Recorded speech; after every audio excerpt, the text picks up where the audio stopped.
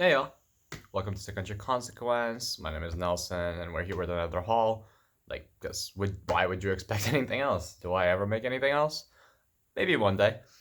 Let's just actually just get started with the haul. I'm gonna start with hardcovers and more premium formats, and I'm gonna move on to the paperbacks. And first of all, um, this is a release I'm sure a lot of people know about, and that's because it's by none other than Junji Ito, master of horror, and it's actually a readaptation of No Longer Human. This is actually a novel by Osamu Dazai that has been adapted before into manga form by Usamaru Furuya, who's written these things right here. All right, he's written these two things, and he actually wrote No Longer Human. I actually need to finish this series. It's only 3 volumes. And I liked it enough, but I didn't think it was anything like mind blowing. But it was pretty good. It was probably like a solid 8.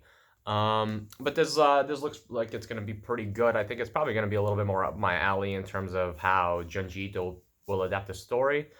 Um, it's got this time they decided to go a little bit different and from the other releases, and they decided to release it with the dust jacket that actually has like a little hole in the center to show this picture right here. And on the back, we get another really nice piece of art from uh, from Junji Ito. So let me like slide this back right back in. Now, what excites me about this is that this is kind of a down to earth story. Things do get pretty surreal, but more in a kind of like psychological, mental kind of way, not in any like supernatural way like most Junji Ito stories.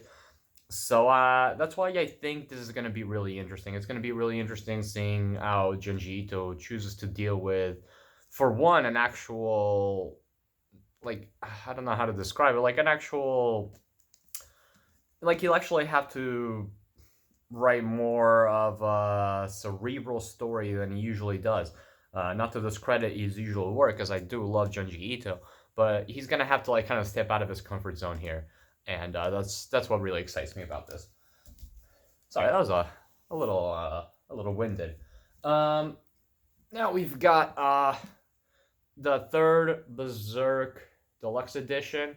Now these are really awesome. I'm trying to like center it well so that it actually looks great on camera. But I'm actually using my inward facing camera just to make it a little bit easier so it's not as high quality as the other camera. But yeah, these are, I don't think I need to say anything about these. These are great editions. They come with a little bookmark, and they're just overall great. I'm not gonna really show you any art or anything like that because I don't want to spoil myself. Haven't gotten this far yet. Now, the last thing that I'm actually pretty excited about from here that's hardcover to them is The Strange Tale of Panorama Island. This is a really nice book. I actually found out about this kind of recently, and I've been wanting it for a while. So I set up a price search on Amazon that to warn me whenever it dropped below a certain price, and it did. It dropped to like I think it was $20, as opposed to the regular 25, which is actually the cover price right there. Which is not too bad for an edition this nice. Um, and like as you can see, the letters are a little like I don't know, like glistening. I don't know what those are called, like holographic kind of thing. And they also do the same thing over here in the spine a little bit. This is an adaptation of a novel as well. The novel is by Edogawa Rampo. I've heard of him before, but I have never read any of his works. So I'm pretty curious to see how this is gonna be adapted. But the reason this called out to my attention is because the premise of this book is that this guy wants to build hedonistic. Sorry, I thought my cats were destroying something. Um, yeah, he basically creates an hedonistic island full of like basically his whole all of it, his whole all of his fantasies and whatnot. And I don't know, just that premise alone got me. And then when I saw the nice edition that this comes in, I just knew I had to get it because like look at that art, just look at that, and that is exactly what the art inside looks like. Let me show you some of it. we actually open up with some pretty nice art that has some nudity, so I'm not going to show too much of it. Not that I think it would matter too much for my channel, but it has there's some color pages there. They're not really all that much. But yeah, like this is like the first page. Like, look how amazing that is, and that's why I'm so glad this got such an oversized release. Let me show you some more. Try to cover some of the nudity. I don't think it's that big of a deal, but just in case there's an issue or something like that, because this is like, it's not hardcore nudity, but they do show full bush, which is usually not very common, especially in manga. I don't even know if this would be considered manga or gekiga. I think it would just be manga, because I don't think it has anything to do with the gekiga movement. But yeah, this looks pretty great, honestly. I am pretty excited to dive into this. There's some more really cool pages that I could show you that might be a little bit more spoilery, so I just won't. But yeah, this looks pretty cool. I might do like a little overview or something after I'm done. Now these were actually like gifts sent to me by my friend Adonis, and he actually sent me these. I mean, the first thing, actually, the main reason why he sent me a book in the first place was because he had gotten a double of one of these books right here in this pile, and I'm actually just gonna show you the whole pile. We got actually Beastars right here, Beastars book 1, which is not centering correctly. Maybe I gotta hide my face. Yeah, Beastars book 1. Then we got Beastars book 2, which is the one that he so graciously sent me for free. So thank you for that.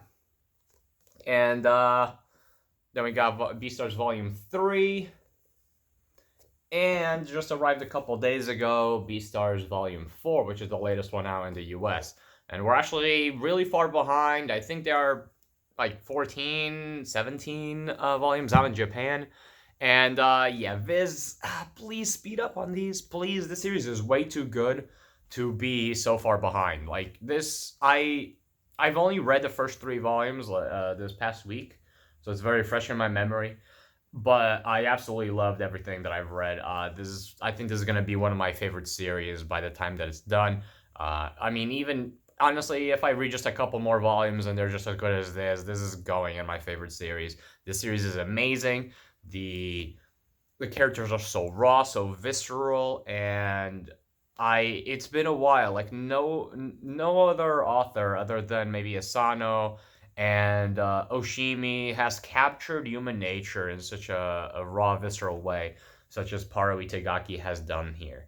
And certain parts of the manga aren't as subtle as you might be expecting, but there's a lot of subtlety, a lot of nuance to the characters themselves. Like, don't go in expecting a lot of nuance and complexity in the actual metaphor and the whole like animal metaphor, but do go in expecting nuance in the characters. I think that's how I would. That's kind of like how I would pitch this series. But this is a haul video. I'm not here to talk about Beastars alone. But yeah, when Adonis sent me sent me that book, he actually like sent me volume 1 of K-On, which is one of my favorite slice of life series. I love the anime for this, and just paging through this just made me happy. This is the art looks incredible, and it has these like colored pages spread throughout, so it just looks really adorable and really fun. And he also sent me a Gurren Lagann art book, which is pretty exciting because this is one of my favorite anime ever, and the art that is in here is incredible. Also, I've kind of started collecting more.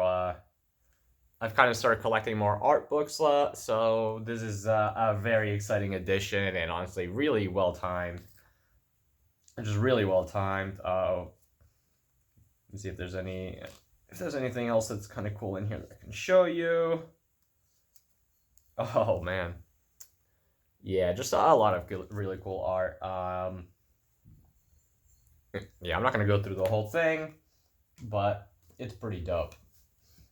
he also sent me this little Land of the Lustrous pin, which is really cool because that's actually one of my favorite ongoing series in terms of the manga. So I have it like sitting here just next to my manga volumes. Now, next in the series is a standalone manga. This was actually recommended to me by someone in the comments. It is Velveteen and Mandala. I have some thoughts on this.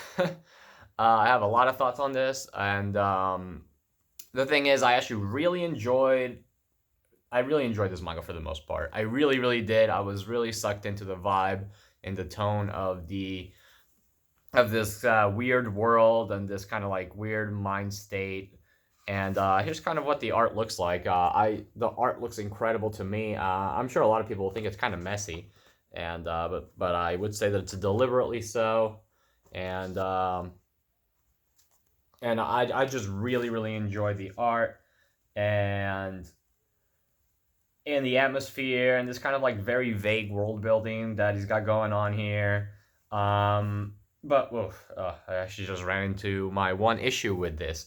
Yeah, my one issue with this is that there is some scat in here, and if you don't know what scat is, I'm not gonna explain it to you. I really don't want to get into it, but this in the back of the book, this is actually pitched as a sublime mixture of Hayao Miyazaki, Evangelion, and scatology. Now, I like Miyazaki. I love Evangelion. I do not like poop, to put it lightly. But you know that had me curious, and the thing is, this is nothing. The only Miyazaki thing about this is that there's like kind of like a whimsical world that you don't really know much about. Don't Evangelion. There's nothing Evangelion about this. The only Evangelion things in this are like literally little rays that appear in the book, which is neat. But they're just references. There's nothing. There are very few themes that would cross over between this and Evangelion. I would not really recommend this specifically to fans of Evangelion. Like, sure, it's a little heady, but I don't think it really ever gets the point across in a very good way. And I'm not the kind of person that needs to have things like coherent, delivered to me on the plate. Obviously my favorite anime is Evangelion, so obviously I don't need things handed to me on a plate. But this, I think, it just lacked a point. But the main issue that I had with it was not that. It was just that one scene. There was a scene that came out of nowhere, and it was just way too much for me. Like, way too much. And the thing is, it just came out of nowhere just for shock value. If it was a scene that was maybe supported by context, and maybe afterwards it was addressed in a way that it made sense, I would have liked it. But that scene made me subtract a lot of points out of this. I still rate it a 7 out of 10. I still think it's pretty good, but I would probably not recommend it. Ooh, my camera's messing up a lot. But yeah, I would probably not recommend this to pretty much anybody, unless you, for some reason, like shocky things. Let me actually turn the camera, because maybe that's why it's not being focused properly. Okay. Now we got a couple more things here, and I'm almost done.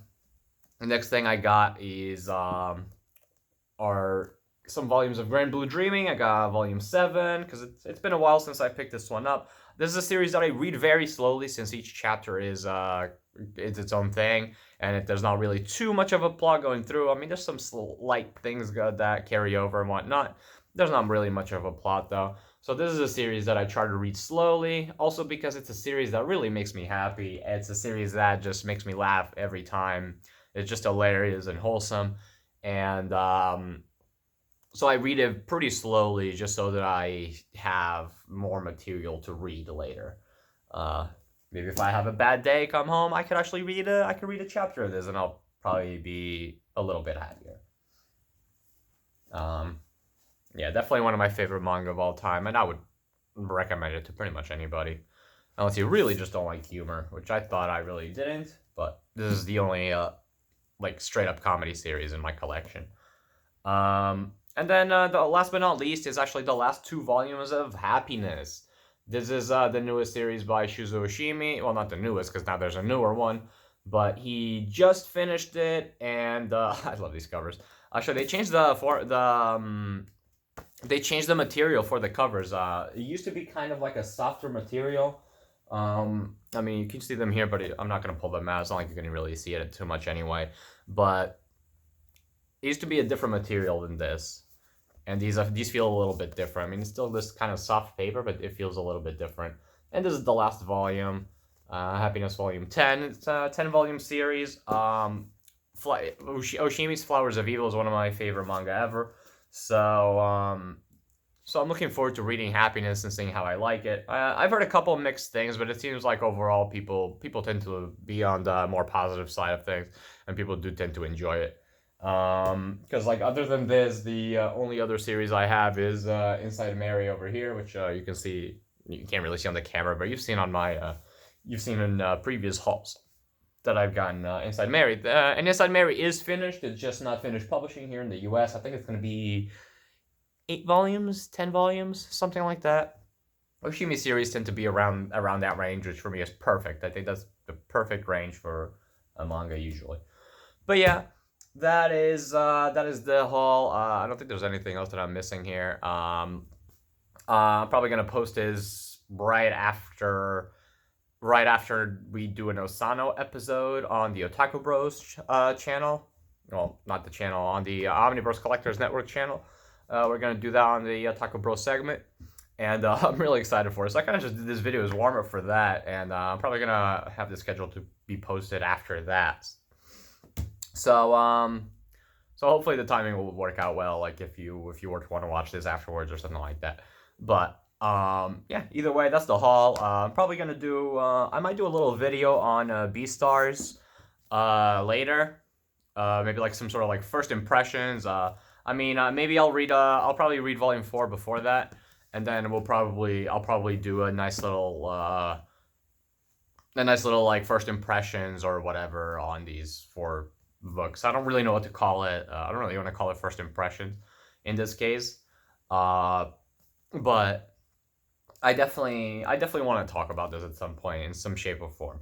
I don't really want to make it a review or anything, but definitely want to do it somehow. But yeah, that's it. I might also do a little overview on this, because this is just a really nice book. And yeah, I'm actually getting the notification to join the StreamYard. So hope you guys enjoyed the video. I'll be back definitely in a month with the next haul video. I don't think I'm going to get too much this month, but Asano's Downfall is coming out this month. So there's definitely going to be at least one thing in the that I'm getting this month. So look forward to that. Yeah, definitely probably gonna be like another haul video next, but I'll see if I can actually work on something else before then. Yeah, thanks for hanging out. See you guys. Sorry for rambling so much and making the video so long, but I still hope you enjoyed. Peace out.